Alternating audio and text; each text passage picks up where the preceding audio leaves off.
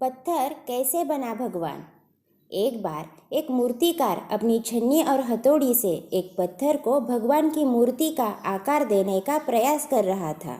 जैसे ही वह छीनी और अपना हथौड़ा चलाता, वह पत्थर चिल्लाने लगता और कहने लगता कि ये क्या कर रहे हो, मुझे इतना मार क्यों रहे हो, मुझे बहुत दुख हो रहा है, तकलीफ हो रही है, पीड़ा हो रही है, मुझे अपने हाल पर छोड़ दो और यहाँ से चले जाओ। मूर्तिकार ने उस पत्थर से कहा, मुझे बहुत अच्छे से पता है कि तुम्हें बहुत ज़्यादा दर्द हो रहा है, तकलीफ़ हो रही है और तुम बहुत ही ज़्यादा पीड़ा में हो। लेकिन यदि आज तुमने इस दर्द को नहीं सहा, इस तकलीफ़ को नहीं सहा, तो जीवन भर तुम इसी प्रकार पड़े रहोगे। मुझे पता है कि तुम में आगे बढ़ने की अपार संभावना है। तुम एक बहुत अच्छे पत्थर हो, लेकिन यदि तुम इसी प्रकार से रहोगे तो कभी भी आगे नहीं बढ़ पाओगे।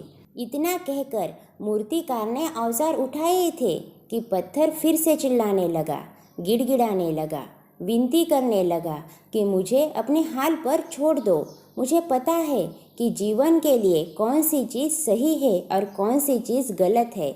मुझे बहुत ज़्यादा दर्द हो रहा है, अब मैं इस तकलीफ़ को बहुत ज़्यादा नहीं सहन कर सकता। मैं जिस हाल में हूँ उस हाल में छोड़कर तुम यहाँ से चले जाओ। उस मूर्तिकार ने फिर से उस पत्थर को समझाने की कोशिश की, ज़्यादा अधीर मत बनो और अपने सब्र को रखो, थोड़ी देर और इस दर्द को सहो। यदि इस दर्द को तुम सह लोगे तो मैं भगवान की मूर्ति के रूप में तुम्हारी स्थापना करवाऊंगा और फिर दूर दूर से लोग तुम्हारी पूजा करने के लिए आएंगे और पंडित और लोग तुम्हारी सेवा करेंगे। लेकिन पत्थर ने उस मूर्तिकार की एक भी बात नहीं मानी। वह चिल्लाता रहा और अपनी बात पर अड़ा रहा। मूर्तिकार ने उस पत्थर को समझाने की बहुत कोशिश की, लेकिन वो पत्थर नहीं माना। अब मूर्तिकार भी थक चुका था और वह उस पत्थर को छोड़कर आगे बढ़ गया और थोड़ी ही दूर जाकर देखा तो एक और बहुत ही अच्छा पत्थर वहाँ पड़ा हुआ है। उसने छीनी और हथौड़ी उठाई और उस पत्थर को मूर्ति बनाने के लिए वो तैयार हो गया। मूर्तिकार ने छीनी और हथौड़ी का वार दूसरे पत्थर पर जारी रखा। दूसरे पत्थर को भी दर्द हुआ, तकलीफें हुई, लेकिन उस पत्थर ने बर्दाश्त कर लिया और देखते ही देखते थोड़ी समय के बाद उस पत्थर ने भगवान की मूर्ति का रूप धारण कर लिया।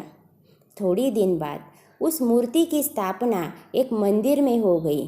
धीरे धीरे करके लोग वहाँ पूजा पाठ करने के लिए आने लगे। लोगों की मन्नतें वहाँ से पूरी होने लगी और वह मंदिर बहुत ही ज़्यादा प्रसिद्ध हो गया। अब धीरे धीरे करके दूर दूर के गांव से लोग वहाँ पूजा पाठ करने के लिए आने लगे और एक दिन उसी पत्थर को उसी मंदिर में लाया गया और उसे एक कोने में रख दिया गया। अब लोग आते और उस पर नारियल फोड़ते। ये और कोई दूसरा पत्थर नहीं, बल्कि वही पत्थर था जिसने दर्द को नहीं सहा था।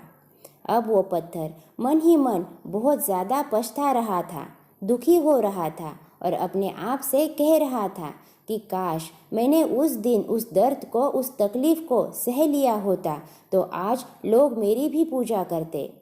इसलिए आप भी अपने जीवन में हमेशा याद रखिएगा कि जब भी आप अपने करियर की शुरुआत में किसी काम को लेकर हो, पढ़ाई कर रहे हो या कोई भी काम कर रहे हो और उसमें आपको दर्द हो रहा है, तकलीफ़ हो रही है, ज़्यादा मेहनत करनी पड़ रही है, तो आप रुकिएगा मत और किसी और रास्ते की शुरुआत मत करिएगा, क्योंकि कोई और रास्ता आपको सफलता नहीं दे सकता है। आपको उस दर्द को, उस तकलीफ़ को सहना ही होगा और उस दर्द को, उस तकलीफ़ को सहकर आप ज़्यादा मजबूत बनेंगे और तभी आप अपने जीवन में आगे बढ़ पाएंगे। और जीवन में हमेशा याद रखिएगा कि आपको पहले पत्थर की तरह नहीं बल्कि दूसरे पत्थर की तरह बनना है। दोस्तों, कहानी अच्छी लगे तो लाइक ज़रूर कीजिए और ऐसे ही कहानियाँ सुनने के लिए हमारे चैनल को सब्सक्राइब कीजिए। मिलते हैं अगली कहानी में। धन्यवाद।